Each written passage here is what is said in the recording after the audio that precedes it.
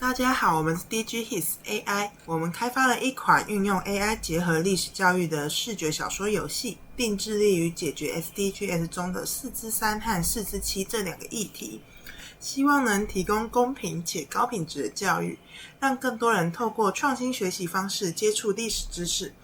因此，我们将教科书内容转化为互动体验，让学习者在探索历史过程中获得知识以外，也能利用沉浸式学习启发和平的重要性。那我们的游戏内容是讲述台湾近代史，使用真实的历史事件改编成文本，并在游戏中呈现蒋中正和毛泽东的声音，让玩家仿佛亲耳听到他们的对话。再加上 AI 历史小老师功能，随时能回答使用者关于历史方面上的问题来辅助学习，提升学习效果。那接下来我们来看 App 画面，是我们 App 的主画面，点按开始之后即可进入游戏。进入游戏后会看到8个事件的章节选单，那我们先点选一个其中一个。进入游戏后会看到角色和12月11日，我察觉到张学良的行为有些异常，这引起了我的警觉。我在日记中写道：今日汉卿行色极重，精神恍惚，甚觉有益。但我没想到第二天凌晨就发生惊人的变化。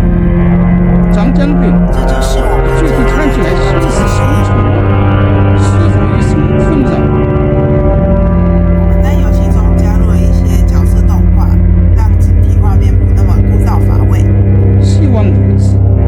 记得好好休息。我们的画面左上角还有很多事情要做。历史小老师，明天我们可以我们还要讨论历史小老师新人角度计划。历史问题。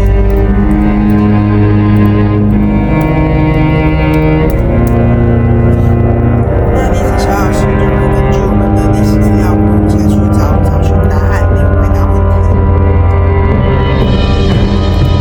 那如果问关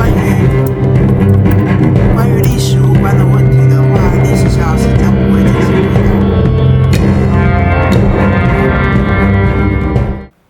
那我们实际应用的部分在于课堂辅助教材，然后也可以让学生自主学习，提升历史学习的兴趣，并增强学习动机。那我们未来希望能够让 AI 技术更优化，开发更多的历史主题，并结合其他 SDGs 目标，